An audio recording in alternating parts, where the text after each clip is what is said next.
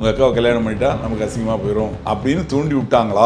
ஆணவ கொலை அப்படிங்கிறது வந்து ஒரு சென்சிட்டிவான ஒரு 3 சமூகத்துக்கு இடையில தான் பிரச்சனை. சுர்ஜித் அங்கே போகிறான், அவங்களுக்கு கொஞ்சம் பேசணும் அப்படிங்கிறான். அந்த ஹாஸ்பிட்டலுக்கு பக்கத்தில் அந்த வாசலில் வச்சு எங்கள் அக்கா கிட்ட நீ பேசக்கூடாது, எங்கள் அக்காவை நீ லவ் பண்ணக்கூடாது அப்படின்னு அவன் கேட்டு தகராறுனா, நீங்கள் வேறு ஜாதி நாங்கள் வேறு ஜாதி, அதனால பண்ண முடியாது. வாய் தகராறு வளைஞ்சிருந்த அருவாளை எடுத்து அவனை வெட்டி அந்த ஸ்பாட்லேயே கொலை பண்ணிடுறான். பெண்ணோட தாய் தகப்பன் 2 பேருமே வந்து டிஎஸ்பி பட்டாலியனில் சப் இன்ஸ்பெக்டராக வேலை செய்கிறாங்க. அவங்க அம்மா கம்ப்ளைண்ட் கொடுக்கல, என்ன சொல்கிறாங்க, இந்த பையன் வெட்டி கொண்டான், ஆனால் அவங்க அப்பா அம்மா அவங்க தூண்டுதல் பேரை தான் பண்ணாங்கங்கிற மாதிரி கம்ப்ளைண்ட் கொடுக்குறாங்க. இப்போ இந்த கொலை செய்தான் இல்லையா இந்த அக்யூஸ்ட் சுர்ஜித், அவனோட அக்கா இவங்க எல்லாம் ஒரே ஸ்கூலில் படிக்கிறாங்க. ஸ்கூலில் படிக்கிறப்பவே உங்களுக்குள்ள பழக்கம். 2 பேரும் வெவ்வேறு சமூகத்தை சேர்ந்தவங்க. இது வந்து அவங்க தம்பிக்கு பிடிக்கல. சுர்ஜித் இன்ஸ்பெக்டர் தான் விசாரிக்கணும் ஒரு கொலை கேஸை, ஒரு டிஎஸ்பி லெவலில் விசாரிக்கிறதுக்கு சொல்லியிருக்காங்க. இதில் என்ன பிரச்சனைனா, விசாரிக்கக்கூடிய அதிகாரிகளும் இதில் 2 இருக்குது. ஏதாவது ஒரு பிரிவை சேர்ந்தாங்கன்னா அவங்க பேர்லையும் குற்றம் சாட்டப்படும். போஸ்ட்மார்ட்டம் பண்ணிட்டாங்க, பாடி அவங்க வாங்க. என்ன சொல்கிறாங்க அப்படின்னா, அவங்க 2 பேரையும் சஸ்பெண்ட் பண்ணணும் அப்படிங்கிறது முதல் கோரிக்கையாக இருக்குது. அந்த ஜாதிங்கிற பிரச்சனை தென் மாவட்டங்களில், குறிப்பாக நெல்லை, தூத்துக்குடி அந்த மாவட்டங்களில் இன்னும் அதிக அளவில் இருக்குது. SC ST அட்ராசிட்டிஸ் ஆக்ட், இந்த ஜாதி வெறி அப்படிங்கிறது ஊட்டப்படுது. கவர்மெண்ட் ஸ்கூலில் +2 படிக்கிறாரு. இது மாதிரி ஜாதிய பிரச்சனையில் ஒரு ஜாதியை சேர்ந்த பையனை மற்ற ஜாதியை சேர்ந்த பசங்களாக சேர்ந்து தலையில் கல்லை தூக்கி போட்டு அவன் ஹாஸ்பிட்டல் அட்மிட் ஆகி 1 வாரத்தில் இறந்துட்டான். இவன் ஏறி அடுத்த ஸ்டாப்பிங் வரையில் கரெக்டாக அங்கே ஆப்போசிட் பார்ட்டி நின்று அவனை கீழே இறக்கி அங்கேயே வெட்டி கொண்டு வந்தான். ஸ்கூல் பேக்கோடு இறங்குற பையனை, யூனிஃபார்ம் போட. கிங்குட்ஸ் நேயர்களுக்கு வணக்கம். இன்றைய சிறப்பு நேர்காணலில் நம்முடன் இணைந்திருப்பவர் ஓய்வு பெற்ற காவல் அதிகாரி ராஜாராம் அவர்கள். வணக்கம் சார். சார், அண்மையில் ஒரு ஆணவ கொலை நடந்திருக்கு. நெல்லை பாளையங்கோட்டையில் ஒரு ஐடி ஊழியரை வெட்டி கொலை செஞ்சுருக்கிறாங்க. இது எப்படி சார் நடந்தது? இதனோட முழு விவரம் என்ன சார்? அதாவது இறந்து போன அந்த ஐடி ஊழியர், அவர் பேர் வந்து கவின். ஓகே. அவரோட அம்மா வந்து தமிழ்ச்செல்வி, டீச்சராக ஒர்க் பண்ணுறாங்க. இவங்களுக்கு ஆறுமுகமங்கலம்னு சொல்லிட்டு இவங்களுக்கு வந்து அதாவது தூத்துக்குடி மாவட்டம். Okay okay sir. இந்த பையன் வந்து தூத்துக்குடியில் படிக்கிறான். அப்போது இப்போ இந்த கொலை செய்தான் இல்லையா அந்த அக்யூஸ்ட் சுர்ஜித், அவனோட அக்கா இவங்க எல்லாம் ஒரே ஸ்கூலில் படிக்கிறாங்க. ஓகே. கவின்குமார் இவங்களும் ஒன்றா படிக்கிறாங்க. ஸ்கூலில் படிக்கிறப்பவே உங்களுக்குள்ள பழக்கம், ஒரு ஃப்ரெண்ட்ஷிப், அது அப்படியே டெவலப் ஆகிட்டே வருது. அந்த பாப்பா வந்து டாக்டருக்கு படிக்கிறாங்க, சித்தா டாக்டருக்கு. இவர் ஐடி படித்து ஐடி ஊழியராக சென்னையில் ஒர்க் பண்ணுறாரு. இந்த சமயத்தில் இவங்களோட பழக்கம் மேற்கொண்டும் தொடருது. 2 பேரும் வெவ்வேறு சமூகத்தை சேர்ந்தவங்க. இந்த சூழ்நிலையில் இவங்களோட பழக்கங்கள் தொடர்ந்துக்கிட்டே இருக்குது. இது வந்து அவங்க தம்பிக்கு பிடிக்கல, சுர்ஜித்துக்கு. அவன் வந்து இதை கண்டிச்சுக்கிட்டே இருக்கிறான். ஆனால் பட் இந்த 2 பேரும் அவங்களுக்குள்ளே பேசுகிறாங்க. இவன் இதுக்காக லீவ் போட்டுட்டு கூட ஊருக்கு வந்து அங்கேருந்து திருநெல்வேலியில் வந்து, அதாவது KTC நகர்னு இருக்குது பாளையங்கோட்டையில், அங்கே உள்ள ஒரு மருத்துவமனையில் அந்த பெண் வேலை செய்கிறாங்க. இப்போ இந்த பெண்ணோட தாய் தகப்பன் 2 பேருமே வந்து டிஎஸ்பி பட்டாலியனில் சப் இன்ஸ்பெக்டராக வேலை செய்கிறாங்க. மணிமுத்தாரில் அந்த லேடி அவங்க அம்மா வேலை செய்கிறாங்க, கிருஷ்ணகுமாரின்னு நினைக்கிறேன். அவங்க அப்பா பேர் சரவணன், அவர் வேற ஒரு பட்டாலியனில் வேலை செய்கிறாரு. இந்த வீடு வந்து KTC நகருக்கு வந்துட்டாங்க. அந்த KTC நகரில் இருக்கக்கூடிய ஒரு மருத்துவமனையில், சித்தா மருத்துவமனையில் இந்த பெண்மணியை வேலை செய்கிறாங்க. இதுக்கிடையில் கவினோட அம்மாவோட அப்பா, தாத்தா, அவருக்கு வந்து கொஞ்சம் உடல்நிலை சரியில்லாமல் போகுது. உடனே இவர் என்ன பண்ணுறாரு, கவின் ஊருக்கு வந்து அங்கேருந்து அந்த தாத்தாவை பைக்கில் கூப்பிட்டு இந்த ஹாஸ்பிட்டலுக்கு ட்ரீட்மெண்ட்டுக்கு வர்றாரு. அந்த தாத்தாவோட காதலி இருக்க ஹாஸ்பிட்டலில் வேலை செய்கிற ஹாஸ்பிட்டலுக்கு வராரு. அதாவது அந்த பொண்ணையும் பார்த்த மாதிரி ஆச்சு, அதே மாதிரி தாத்தாவுக்கும் ட்ரீட்மெண்ட் பண்ண மாதிரி ஆச்சு. தெரிஞ்ச இடத்துல ட்ரீட்மெண்ட்னா நல்லா பண்ணுவாங்க அப்படிங்கிறதுல கூப்பிட்டு வராரு. கூப்பிட்டு வந்து ட்ரீட்மெண்ட் எடுக்கிறாங்க. இந்த ஞாயிற்றுக்கிழமை அன்னைக்கு, கடந்த ஞாயிற்றுக்கிழமை அன்னைக்கு மத்தியானம் ஒரு 2-2:30 மணி இருக்கும். அப்போ அந்த பையனோட அம்மா, மாமா, தம்பிலாம் கூட வந்திருக்காங்க கூட. இவங்க மட்டும் முதல்ல பைக்கில் வந்துட்டாங்க. அந்த சமயத்தில் இந்த சுர்ஜித் அங்கே போகிறான். போய் பார்த்து அவங்கள்ட்ட கொஞ்சம் பேசணும் அப்படிங்கிறான். சரின்னு சொல்லிட்டு போய் பேசட்டும், வரேன் அப்படின்னு சொல்லி இவனும் வரான். அந்த ஹாஸ்பிட்டலுக்கு பக்கத்தில் சந்தில், தெருவில், மெயின் ரோட்டில் தான் வேற ஒரு ஹாஸ்பிட்டல் இருக்குது. அந்த வாசலில் வச்சு எங்கள் அக்கா கிட்ட நீ பேசக்கூடாது, எங்கள் அக்காவை நீ லவ் பண்ணக்கூடாது அப்படின்னு அவன் கேட்டு தகராறு பண்ணுறான். நீங்கள் வேறு ஜாதி, நாங்கள் வேறு ஜாதி, அதனால் பண்ண முடியாது அப்படின்னு சொல்லி சொல்கிறான். அது இந்த பையன் கேட்கல. வாய் தகராறாகுது. உடனே என்ன பண்ணுறான், அருவாளை வச்சு இந்த மறைச்சிருந்த அருவாளை எடுத்து அவனை வெட்டி அந்த ஸ்பாட்லேயே கொலை பண்ணிடுறான். ஓகே. அவன் அந்த ஸ்பாட்லேயே இறந்துடுறான். இறந்தவுடனே இவன் அங்கேருந்து எஸ்கேப் ஆகிடுறான். இதுக்கிடையில் இவனை காணும்னு சொல்லிட்டு தேடி அங்கேருந்து வரவங்க அங்கே தூரத்துலேருந்து பார்க்கல இது கண்ணெதிரே நடக்குது. இந்த சம்பவம் தாய் முன்னாடியே வெட்டி கொள்றாங்க. ஆமாம், அவங்க பார்த்துட்டு அலறி அடித்து ஓடி வராங்க. அதுக்கு முன்னாடி இவன் எஸ்கேப் ஆகி ஓடிடுறான். உடனே அவங்க போலீஸுக்கு ஃபோன் பண்ணி போலீஸ் வந்து அதுக்கப்புறமா வந்து அந்த சம்பவ இடத்தை பார்வையிட்டு அந்த பாடியை இது பண்ணி அந்த அங்கேருந்து ஹாஸ்பிட்டலுக்கு ரிமூவ் பண்ணி அதுக்கப்புறம் அவங்க அம்மாக்கிட்ட கம்ப்ளைண்ட் வாங்கி கேஸ் ரிஜிஸ்டர் பண்ணுறாங்க.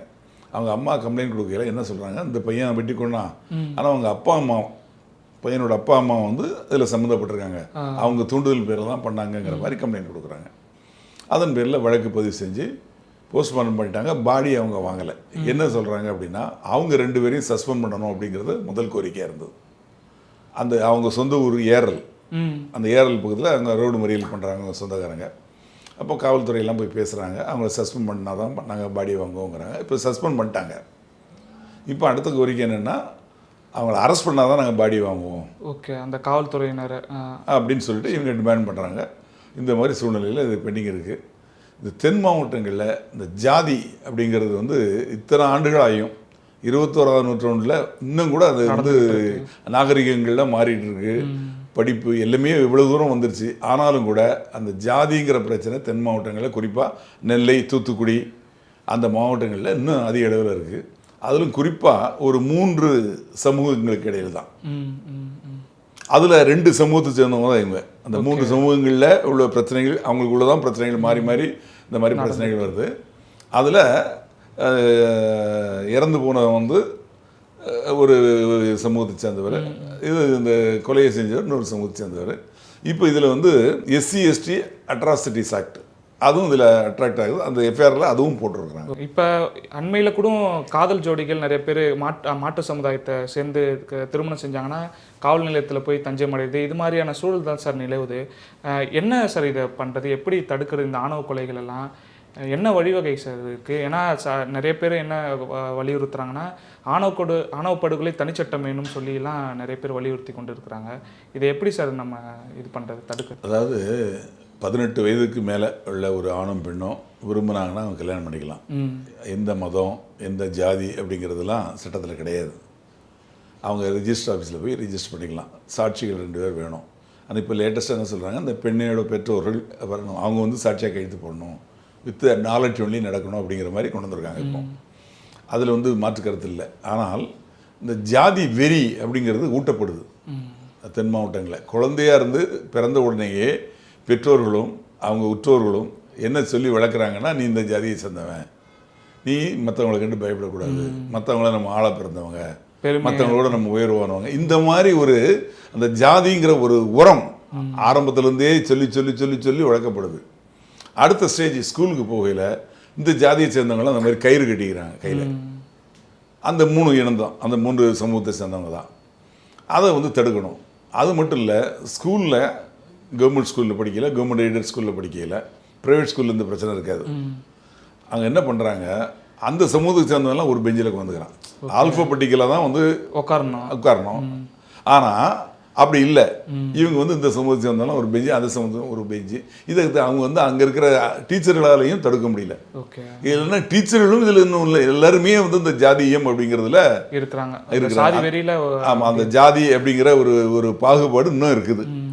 அது மட்டும் இல்லை, அங்கே ஊரில் கோயிலில் திருவிழா நடக்கும், கொடை திருவிழான்னு சொல்லுவாங்க. அதை அதில் ஒவ்வொரு சமுதாயத்துக்கும் கோயில் இருக்கும்.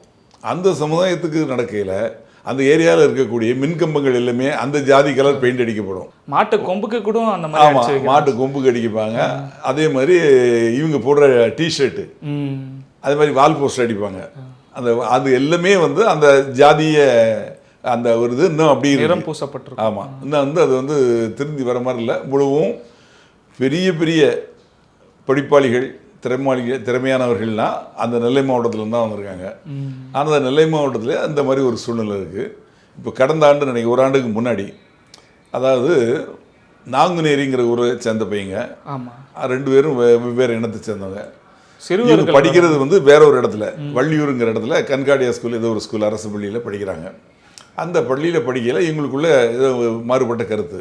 இதுக்காக இந்த பையனை அவன் வீட்டில் தேடி வந்து வெட்டுறாங்க. தடுக்க வந்து அந்த தங்கையும் வெட்டிடுறாங்க. அது உங்களுக்கு தெரியும். சின்ன துறைன்னு நினைக்கிறாங்க பையன். அவன் அதுக்கப்புறம் நல்லா படித்து நிறைய மார்க் வாங்கி சிஎம் கையால் மெடல்லாம் கூட வாங்கினான். அந்த மாதிரி ஒரு சம்பவம். இன்னொரு சம்பவம் வந்து எங்கள் ஊர் பக்கத்தில், அதாவது அம்பை மாவட்டத்தில் பள்ளக்கால் புதுக்குடின்னு ஒரு ஊர். அங்கே கவர்மெண்ட் ஸ்கூலில் +2 படிக்கிற பையங்களுக்குள்ள பிரச்சனை, இது மாதிரி ஜாதிய பிரச்சனையில் ஒரு ஜாதியை சேர்ந்த பையனை மற்ற ஜாதியை சேர்ந்த பசங்களாம் சேர்ந்து தலையில் கல்லை தூக்கி போட்டு அவன் ஹாஸ்பிட்டல் அட்மிட் ஆகி ஒரு வாரத்தில் இறந்துட்டான். இறந்ததுக்கப்புறம் பழிவாங்கிறதுக்காக இதில் யாரெல்லாம் அக்யூஸ்டாக வராங்களோ அவங்க வீடுகளை இந்த குரூப் போய் தேடி போய் பெட்ரோல் வெடி கொண்டு வீசுகிறாங்க. ஆக அது வந்து அது ஒரு தொடர்ச்சியாக அங்கே நடந்துகிட்டு இருக்கு அந்த பகுதி. மாறி மாறி நடந்துக்கிட்டு. ஆமாம். அதே மாதிரி தூத்துக்குடியிலேருந்து பக்கத்தில் தூத்துக்குடி மாவட்டத்திலேருந்து பஸ்ஸில் ஏறி பாளையங்கோட்டையில் படிக்கிறதுக்கு ஒரு பையன் வரான். இவன் ஏறி அடுத்த ஸ்டாப்பிங் வரையில் கரெக்டாக அங்கே ஆப்போசிட் பார்ட்டி நின்று அவனை கீழே இறக்கி அங்கேயே வெட்டி கொண்டு வராங்க. ஸ்கூல் பேக்கோடு இறங்குற பையனை, யூனிஃபார்மோட. இது மாதிரி சம்பவங்களை வந்து அங்கே தொடர்ந்து நடந்துகிட்டே இருக்குது. அங்கே வந்து இந்த 3 சமூகத்துக்கு இடையில தான் பிரச்சனை. இந்த 3 சமூகத்தை சேர்ந்தவங்க வந்து அங்கே வந்து காவல்துறையிலையோ ரெவென்யூ துறையிலையோ அவங்க இருந்தாங்கன்னா அவங்களால பிரச்சனைகள், இந்த பிரச்சனைகள் வந்து பெருசாகுது அப்படிங்கிறத உளவுத்துறை மூலமாக அப்போ இருந்த சிஎம் கலைஞர் அவர்கள் வந்து உளவுத்துறை மூலமாக கண்டுபிடிச்சார். அப்போ எப்படின்னா இந்த 3 சமுதாயத்திலையும் மாறி மாறி வெட்டி ஆயிரக்கணக்கான கொலைகள், கட்டுப்படுத்த முடியாத ஒரு சூழ்நிலை வந்தது. அப்போ பார்த்தா என்னென்னா இந்த 3 சமுதாயத்தை சேர்ந்தவங்க தான் காவல்துறையில் அதிகமாக இருக்காங்க. இப்போ அதில் ஒருத்தர் வந்து அங்கே இன்ஸ்பெக்டர் வராருன்னு வைங்க, அந்த ஸ்டேஷனில் இருக்கக்கூடிய மற்ற 2 சமுதாயத்தை சேர்ந்தவங்கலாம் அவருக்கு எதிராகிடுவாங்க. இவர் சொல்கிறத கேட்க மாட்டாங்க. இவருக்கு எதிராக அவர் வந்து நியாயமாகவே நடந்தால் கூட அவருக்கு எதிராக தான் இவங்க செயல்படுவாங்க. இவங்களோட கருத்துக்கள் எல்லாமே அதே மாதிரி தான் இருக்கும். அதே மாதிரி இந்த இன்ஸ்பெக்டர் அந்த மாற்று சமுதாயத்தை சேர்ந்தவங்க அக்யூஸ்டாக இருக்கக்கூடிய ஒரு வழக்கில் போய் அந்த பகுதியில் போய் அக்யூஸ்டாக பிடிக்க முடியாது. இந்த பிரச்சனைகள் காவல்துறையிலே இருக்குது. இது மட்டும் இல்லை, இந்த இன்ஸ்பெக்டர் ரொம்ப நியாயமாகவே நடந்துக்கிறாருன்னு வச்சுங்க. இருந்தாலும் அந்த ஜூரிஸ்டிக்ஷனில் இருக்கக்கூடிய இந்த 3 சமுதாயத்தை சேர்ந்தவங்கள இவர் சமுதாயத்தை சேர்ந்தவங்க இவருக்கு ஆதரவாக வந்துடுவாங்க. அதாவது நம்மால் இன்ஸ்பெக்டராக இருக்கிறாரு அப்படிங்கிற மாதிரி அவங்களோட நடவடிக்கைகள் இருக்கும். மாற்று சமுதாயம் 2 சமுதாயத்தை சேர்ந்தவங்க இவர் எதிரி மாதிரி பார்ப்பாங்க. எப்போ இவரை சிக்கலில் மாட்ட வைக்கலாம் அப்படிங்கிற மாதிரி ஒரு பார்ப்பாங்க. இதனால் அவர் என்ன பண்ணார், உளவுத்துறை மூலம் தெரிஞ்சுக்கிட்டு இந்த 3 சமுதாயத்தை சேர்ந்த இன்ஸ்பெக்டர் டிஎஸ்பி எல்லாரையும் இந்த தென் மாவட்டங்கள்கிட்டே மாற்றி விட்டார். வட மாவட்டங்களுக்கும் மேற்கு மாவட்டங்களுக்கும் மாற்றி விட்டு அங்கே இருக்கிற இன்ஸ்பெக்டர் இங்கே கொண்டு போட்டார். அதுக்கப்புறம் இந்த பிரச்சனை ஒரு முடிவுக்கு வந்தது. ஆனால் அவங்க ஆட்சி முடிஞ்சப்புறம் திருப்பி எல்லாம் வந்துட்டாங்க. இப்போ அவங்கவுங்க அந்தந்த ஊரில் இருக்காங்க. இதனால் என்ன நடக்குது அப்படின்னா அவங்க நினச்சிக்கிறாங்க நம்ம இன்ஸ்பெக்டர் நமக்கு வேண்டப்பட்டவர் இருக்காரு, நமக்கு சப்போர்ட் பண்ணுவார், என்ன வேணா செய்யலாம் அப்படிங்கிற ஒரு எண்ணம் வருது. உண்மையிலேயே காவல்துறை நியாயமாக நடந்தாலும் கூட அது வேற மாதிரி பார்க்கப்படுகிறது. இதை வந்து நிச்சயமாக இப்போ இருக்கிற அரசு வந்து சரியான முறையில் நடவடிக்கை எடுக்கணும். இந்த விவகாரத்தில் அந்த குற்றம் செஞ்ச சுர்ஜித்தோட அப்பா அம்மாவே போலீஸ்ன்னு சொல்கிறாங்க. இவங்களோட தூண்டுதல் பேரில் தான் இருக்கும் அப்படின்னு சொல்லி பல பேர் சொல்லிக்கிட்டு இருக்கிறாங்க. இது எந்த அளவுக்கு உண்மையாக இருக்கும் சார்? ஏன்னா 24 வயது பையன் ஒரு ஒரு ஆணவ கொலை செய்கிற அளவுக்கு போயிருக்கிறான்னா கண்டிப்பாக அப்பா அம்மாவோட சப்போர்ட் இருக்குமா? நம்ம அப்பா அம்மா போலீஸ் என்ன வேணால் பண்ணலான்ற ஒரு தைரியம் இருந்திருக்குமா? அப்படின்னு இருக்குன்னு தான் பாதிக்கப்பட்டவங்க நினைக்கிறாங்க. ஆனால் உண்மை நிலவரம் என்னங்கிறது அந்த விசாரணை அதிகாரிக்கு தான் தெரியும். ஓகே. அந்த விசாரணை அதிகாரி கூட இப்போ வந்து ஒரு அதாவது இன்ஸ்பெக்டர் தான் விசாரிக்கணும் ஒரு கொலை கேஸை. ஆனால் இது வந்து ஒரு டிஎஸ்பி லெவலில் விசாரிக்கிறதுக்கு சொல்லியிருக்காங்க. ரொம்ப சென்சிட்டிவாக போகுது, கரெக்டாக விசாரித்து இது பண்ணுவாங்க அப்படின்னு சொல்லிட்டு. இதில் என்ன பிரச்சனைனா விசாரிக்கக்கூடிய அதிகாரிகளும் இதில் 2 இருக்குது. அதாவது ஒரு பிரிவை சேர்ந்திருந்தாங்கன்னா அவங்க பேர்லையும் குற்றம் சாட்டப்படும். ஓகே, இவர் சரியான முறையில் பண்ணலை அப்படின்னு சொல்லப்படும். அதனால் இதில் விசாரணை தீர விசாரித்து அவங்க சம்மந்தப்பட்டிருக்காங்க அப்படின்னு தெரிஞ்சதுன்னா நிச்சயமாக அவங்களையும் அரெஸ்ட் பண்ணுவாங்க. சட்டம் வந்து எல்லாருக்கும் ஒன்று தான். காவல்துறையில் இருந்தானே அதில் இருந்தானே அவங்க வேலை செய்கிறது வந்து தமிழ்நாடு ஸ்பெஷல் போலீஸ் பெட்டாலியன். சட்டம் ஒழுங்கு போலீஸுக்கும் அவங்களுக்கும் சம்மந்தமே கிடையாது. இருந்தாலும் கூட அவங்க தூண்டி விட்டு பையனை சொல்லி இது மாதிரி உங்கள் அக்காட்ட பேசுகிறான்டா, இது மாதிரி உங்கள் அக்காவை கல்யாணம் பண்ணிட்டா நமக்கு அசிங்கமாக போயிடும் அப்படின்னு தூண்டி விட்டாங்களா? செல்ஃபோன் உரையாடல், இவனோட ஃபோனு அவங்க அப்பா அம்மா ஃபோனு, இது எல்லாத்தையும் வந்து ஃபாலோ பண்ணுவாங்க. இந்த கோணத்தில் விசாரிக்கணும். ஆமாம், அந்த கோணத்துலேயும் அவங்க உறவினர்கள்ட்டெல்லாம் இவங்க பேசியிருக்காங்களா, இது மாதிரி ஏதாவது பண்ணணும் அப்படிங்கிறது சொல்லியிருக்காங்களா அப்படிங்கிறதெல்லாம் விசாரித்து அதுக்கப்புறம் தான் நடவடிக்கை எடுப்பாங்க. சார், இந்த தவறு செஞ்சிருந்தா நிச்சயமாக நடவடிக்கை எடுப்பாங்க. இந்த மாதிரி விவகாரத்தில் காவல்துறையினருக்கே எவ்வளோ சிக்கல்கள் இருக்கிறத குறிப்பிட்டிருந்தீங்க. இப்போ இந்த கொலையை வந்து காவல்துறை மீதுவே வந்து பல குற்றச்சாட்டுகள் முன்வைக்கிறாங்க. என்னன்னா இந்த மாதிரி சென்சிட்டிவான கேஸ் வரும்பொழுது வேற வகையில் திசை திருப்புவதற்காக பல தகவல்களை வந்து வெளியிட்டுருவாங்க. இவங்க இந்த மாதிரி பொண்ணு லவ் பண்ணவே இல்லை அப்படின்ற மாதிரியான தகவல்லாம் காவல்துறையினே வெளியிடும் அப்படிலாம் சொல்கிறாங்க. உண்மையிலே இந்த ஆணவ கொலையெல்லாம் கையாளும் பொழுது எந்த அளவுக்கு சார் காவல்துறைக்கு பெரும் இது வந்து ஒரு சென்சிட்டிவ் கேஸ். ஆணவ கொலை அப்படிங்கிறது வந்து ஒரு சென்சிட்டிவான வழக்கு. உங்களோட அனுபவத்தில் சொல்லுங்கள் சார். நீங்கள் பாதிக்கப்பட்டவங்க வந்து ரொம்ப, அதாவது ஒரு உயிர்ப்பு இருக்கும், ஒரு கொலை தான். அந்த கொலைக்கு இது வந்து வேறு மாதிரி ஜாதியியல் ரீதியாக உயர்ந்த ஜாதி தாழ்ந்த ஜாதி அப்படிங்கிற மாதிரி பார்க்கக்கூடியது. இதில் போனது ஒரு உயிர். ஆமாம். அப்படி இருக்கிறப்போ அதை வந்து நிச்சயமாக அதை வந்து கரெக்டான முறையில் தான் விசாரிக்கணும். அதில் காவல்துறை நினைக்கிற மாதிரி நீங்கள் நினைக்கிற மாதிரி ஒருத்தருக்கு சப்போர்ட் பண்ணவோ முடியாது. இன்றைக்கி இருக்க சூழ்நிலைகளில், அதாவது முன்னாடி நாங்கள்லாம் சர்வீஸில் இருந்த ஆரம்ப காலத்துலலாம் இந்த மாதிரி செல்ஃபோன் வசதி, டவர் லொக்கேஷன் இதெல்லாம் கிடையாது, சிசிடிவி இந்த மாதிரி எதுவுமே கிடையாது. அப்போ வந்து சாட்சிகளின் ஆதாரத்தை வச்சு தான் நாங்கள் கேஸை ப்ரொசீட் பண்ணோம். ஆனால் இப்போ வந்து இதெல்லாம் மறுக்க முடியாத சாட்சிகள். இப்போ ஒருத்தர் வந்து கூட அவங்க 2 பேரும் பேசிட்டு இருந்தாங்க, என்கிட்ட சொன்னாங்க இந்த மாதிரி இந்த கொலையை செய்யணும்னு சொன்னாங்க அப்படின்னு ஒருத்தர் சொல்லலாம். காவல்துறையில் கோர்ட்டில் போய் மாற்றி நான் வந்து அன்னைக்கு என்ன கேட்டார், ஆனால் நான் சொன்னது இப்படி சொல்லலை, ஆனால் வேற மாதிரி அவங்க எழுதியிருக்காங்க அப்படின்னு கூட சொல்லிடலாம். ஆனால் இந்த சாட்சியங்கள் மாறாது. சிசிடிவியில் வந்து என்ன நடந்ததோ அதை தான் காட்டும். சுர்ஜித் வந்து கவினை வெட்டுறான்னா அந்த வெட்டுறதை அப்படி தான் காட்டும். இன்னைக்கும் காட்டும், கோர்ட்டு முன்னாலையும் காட்டும், என்னைக்கும் காட்டும். அது மாறாது. அதே மாதிரி இந்த செல்ஃபோன் டவர் இந்த இடத்துல இருந்தான், இந்த இடத்துல பேசினா அவங்க அப்பா வந்து இவன்கிட்ட பேசியிருக்காரு, இந்த மாதிரி பேசியிருக்காரு, அவங்க அம்மா இந்த மாதிரி பேசியிருக்காங்க அப்படின்னு அது உண்மையாக இருந்தால் நிச்சயமாக அந்த தகவல்களும் மாற்ற முடியாது. அவங்க அழிச்சாலும் அந்த தகவல்களை டெலீட் பண்ணாலும் அதை வந்து திருப்பி நம்ம கொண்டு வந்துட முடியும். இன்னைக்கு அந்த அளவுக்கு தொழில்நுட்பம் வளர்ந்துருக்கு. பல்வேறு கருத்துக்களை பகிர்ந்திருக்கீங்க. மிக்க நன்றி சார். நன்றி, வணக்கம்.